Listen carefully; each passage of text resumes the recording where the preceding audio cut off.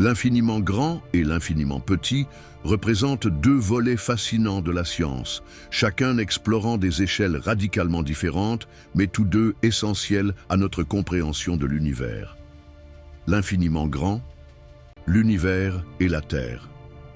À l'échelle cosmique, notre planète Terre est un grain de sable dans l'immensité du cosmos. La Terre orbite autour du Soleil, une étoile située dans la voûte céleste qui abrite un système solaire composé de 8 planètes.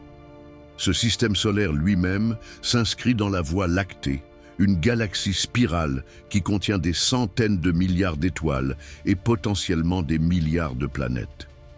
La Voie lactée est l'une des milliards de galaxies dans l'univers observable, qui s'étend sur environ 93 milliards d'années-lumière. À cette échelle, les distances sont presque inconcevables. Par exemple, la lumière, qui voyage à 219 792 km/s, met environ 8 minutes pour atteindre la Terre depuis le Soleil, mais mettrait plus de 100 000 ans pour traverser notre galaxie. Et pourtant, cela ne représente qu'un petit fragment de l'univers. Les astrophysiciens estiment que l'univers est en expansion, une conséquence du Big Bang qui a eu lieu il y a environ 13,8 milliards d'années. L'infiniment petit, les particules et l'atomique. À l'autre extrémité du spectre, l'infiniment petit plonge dans le monde des particules subatomiques, où les concepts de la physique quantique s'appliquent. La matière, y compris celle qui compose notre Terre et notre corps, est formée d'atomes. Ces derniers sont composés de protons, de neutrons et d'électrons. Les protons et les neutrons sont eux-mêmes constitués de quarks, des particules élémentaires qui ne peuvent pas être divisées davantage. Pour illustrer cette échelle, si l'on agrandissait un atome à la taille d'une orange, le noyau de cet atome serait aussi petit qu'une bille placée au centre de ce fruit.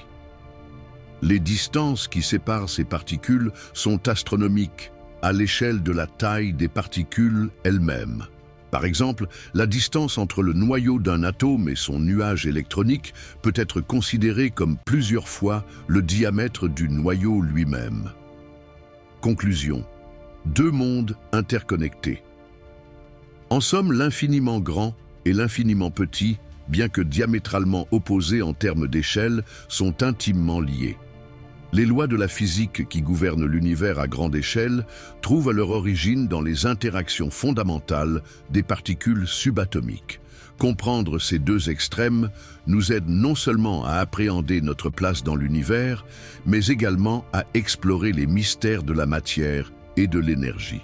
La Terre, à la croisée de ces deux réalités, devient ainsi un point de départ fascinant pour explorer les profondeurs de l'univers et les subtilités de la microphysique.